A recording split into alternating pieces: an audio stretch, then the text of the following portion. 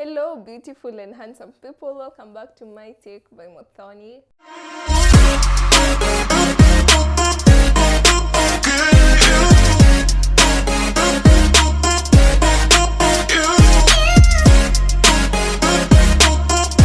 First and foremost, I want to shout out to everyone who has subscribed to this channel. In this channel, this is a channel where we talk about mental wellness and self-help. I basically give my take on different topics and maybe guide people on how to take care of people with mental health problems. So welcome to this channel. If you're a newbie, if you have subscribed and you're still rocking with us, thank you so much. Thank you for all the likes and shares.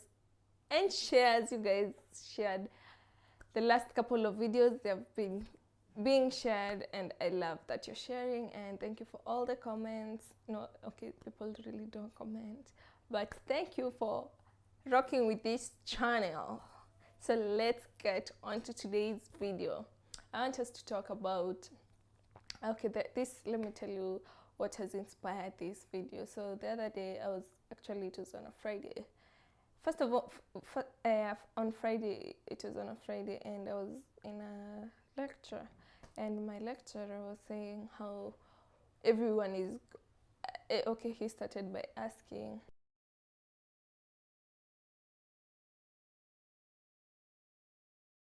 you broke up with your boyfriend, you had chaos with your mom in the morning, or your parent, or your sibling, you had a fight with someone in the morning, you still had to show up to work, you still had to show up to school. Like maybe somebody is grieving, maybe somebody is going through an episode, a depressive episode, maybe somebody is depressed, maybe somebody is just in their own way and they still show up. So everybody shows up actually each day, but we actually don't know that a lot of people really are suffering.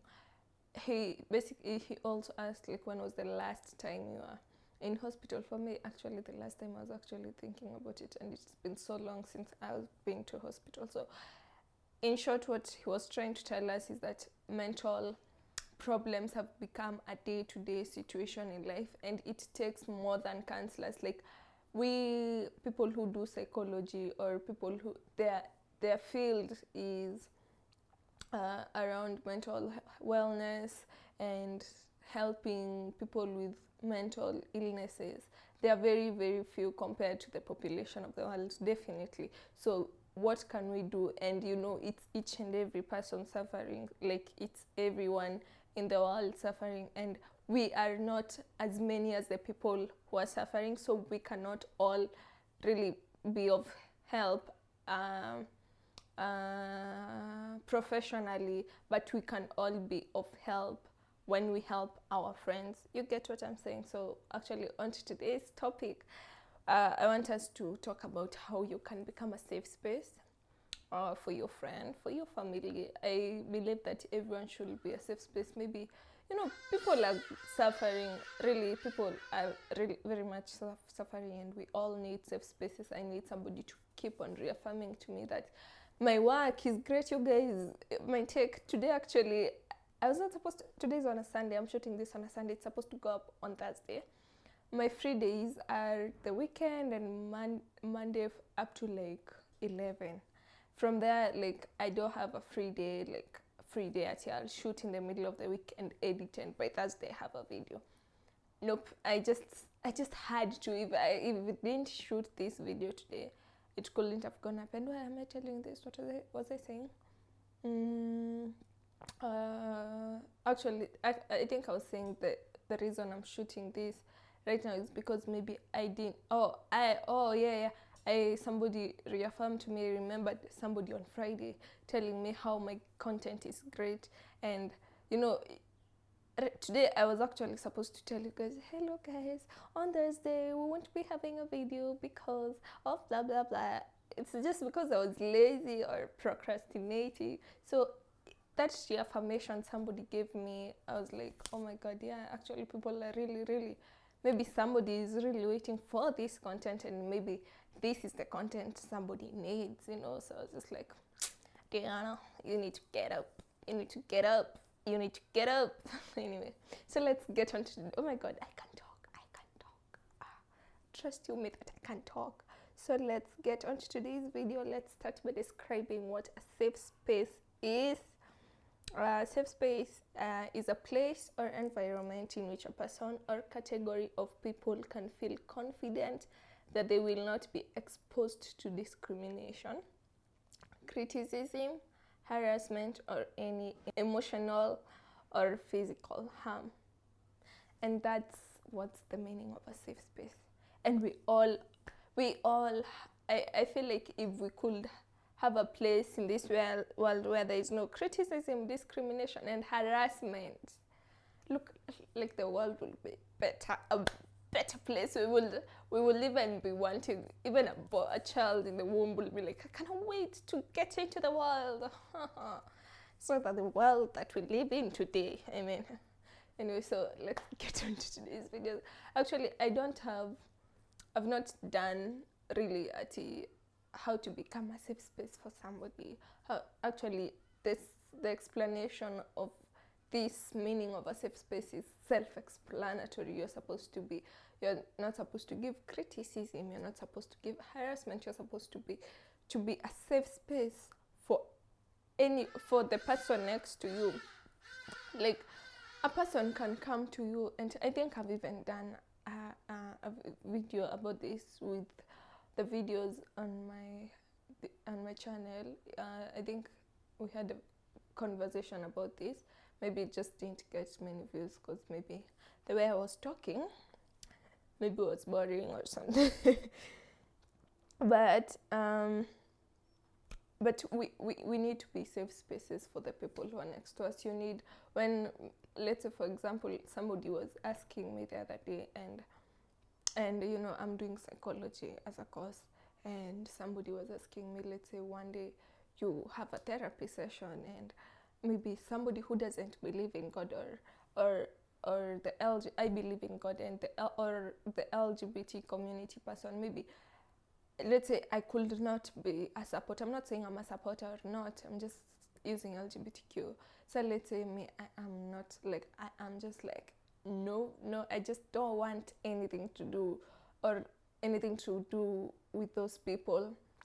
So if somebody comes for a session, am I not gonna cancel them because they're gonna tell me they're maybe gay, or, you know, so that to them will feel like I am judging them, and I cannot afford to judge them because I want to help them. So I have to make them feel a safe space when they talk to me. I have to be open, and I have to be non-judgmental when they're talking to me, so that they can feel a safe space. The same way, when you have somebody come talk to you, you are not supposed to judge them. You're not supposed to really just question their actions. Actually, if you don't know what to say, you'd rather listen and ask, is there anything I can help with? Is there anything I can do to help you? Rather than telling them, mbona ulifanya hivyo? Why will you have, like, okay, yes, it's good to question people, but really don't make them feel like, you know what I mean? And even the person who's sharing, you're not supposed to trauma dump. You're not supposed to trauma dump. Maybe you come, you know, not everyone, by the way, not everyone has the capacity to hold another person's problem, really, because you can go tell somebody and then it awakens the trauma. Maybe if anyone has gone through this, and I'm very, very sorry for using this example. So let's say somebody has been sexually assaulted, and let's say my friend, has been sexually assaulted, and then maybe I got out of work late, school, whatever place I was in, and then I got sexually harassed, or I got raped, you know, and I have to tell my friend, like, she's the only person I feel safe when I feel like she's the only person who can understand me. And then, you know, I have not told anyone else. I'm just like, you know, very traumatized by the event that has just happened. So I just go tell my friend, you know, last night, na na na na na na na na na. You know, you just tell them without actually asking them, you know, can I tell you this? Can I tell you something about Nini? And then they can say no because they don't want to be triggered. Maybe it has taken them a long time to heal, and then when you tell them, it triggers them. Because honestly, so many people have so many triggers, guys. Oh my god, oh my goodness, oh my god. Unaweza acha mtu on scene ikwe trigger for real, na si jokes. You can leave somebody on scene, you can leave somebody like unaweza kosa kuambia mtu you love them, and it will just question so many things. They'll question the love, you know. Kyle, let me tell you guys, so many things are triggers. Actually, everything is a trigger. Everything is like, okay, we need to be safe spaces. We need to be safe spaces to make the world a better place, you guys. Everyone deserves to feel, I don't know, everyone is supposed to feel like you're being accommodated, you're being loved. Everyone is supposed to feel loved. And with that, actually, stories za watu kuwa wabaya ita reduce, because I always think that, even in the previous video I said, people who have characters that are not good, I'm not gonna say they're bad people, characters that are not good, you weren't born with that not good character trait. You were born as a nice person, but the life experiences that one faces is the one that makes somebody not become a good person. So when you become a safe space, and when somebody is able to talk about it and share about it, and they don't feel judged, they won't carry it with them, and then it will make them be like another person. You get, you know, it's just so crazy. But you guys, I hope you understand what I mean. And this is actually, I don't want this to be a very long video. You can also become a safe space to yourself. Oh my god, you know, recently I've been learning to listen to myself, to spend more time with myself. Actually, I sleep so late because I find at night so fascinating, because I'm alone in my room, I'm alone somewhere, and I'm just like there with me and Diana only. I feel nice, you just feel. And there are people who feel like that, who don't get time to spend time with yourself, and you're supposed to spend time with yourself. You make yourself, you know, there, like I usually have a conversation with myself and tell myself, where are you not feeling okay? Like I have to communicate with myself so that I can know and become self-aware that, oh, I'm not shooting my take because of this and this thing. I'm getting late because of this and this. I'm not sleeping well because of this and this. Because I need to have that conversation with myself. I need to find out for myself. So the minute I become so hard on myself, I'm not a safe space for myself. You cannot even realize your own inner self or inner thoughts, because the inner Diana will be so like, I don't know if you get me. I feel like this is a very fragile topic and sensitive, and it needs a lot of wisdom to talk about it. But I really hope you understand. Like you should actually I had looked up ways you can become a safe space for yourself. Let me just read it to you. Oh my god, I really hope you guys are gonna be safe spaces for the people around you, because it's so important. So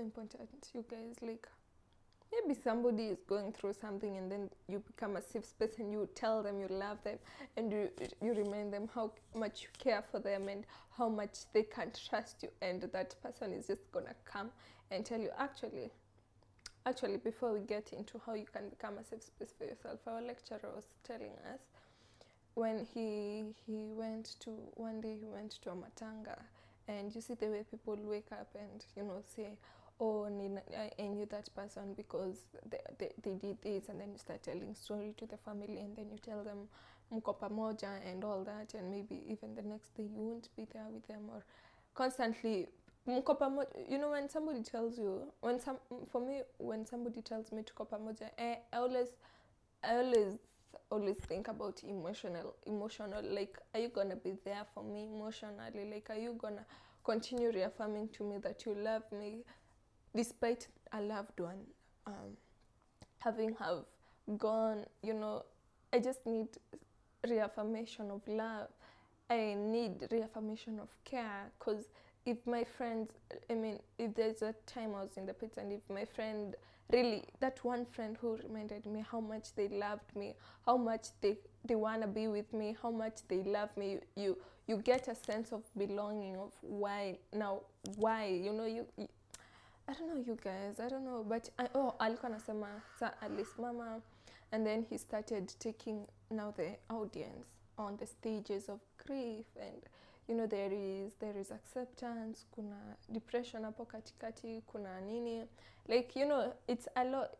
Acceptance is the last one, sorry, acceptance is the last one, and before acceptance is depression, so hapo, like, there are actually 6 stages. I will tell you those stages by the end of June or July.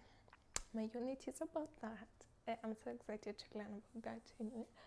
But okay, kuna hizo stages of grief, and he started telling them how you can get through grief, and how you're like, ukifika hiyo stage unafaa kufanya nini, ukifika hiyo stage unafaa, because mtu watu like wezi ni kama tu umeachwa. He was actually alitumia example ya kuachwa, akasema let's say mtu amekuacha, you can't move on the next day, you have to grieve, it's a process, and that's why people take so much time to heal. Anyway, akaanza kueducate watu, and then this lady, now Johnny, like, ushago, and then this lady was like, oh my god, umeniguza, like, you've talked to me, I feel like, and then akaanza kutuambia how he started counseling the lady right there, so that lady, when our like aliongea kwa hiyo nini, akafeel huyu mtu ananielewa, like, huyu mtu anaelewa what it means. So kama hangesikia mtu anamuelewa, ange go through your process ya grief peke yake, question with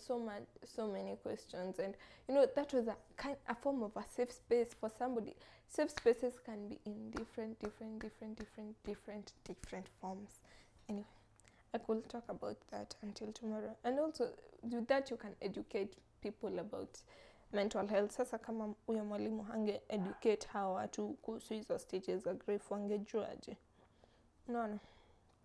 Anyway, let me tell you how you can create yourself a safe space.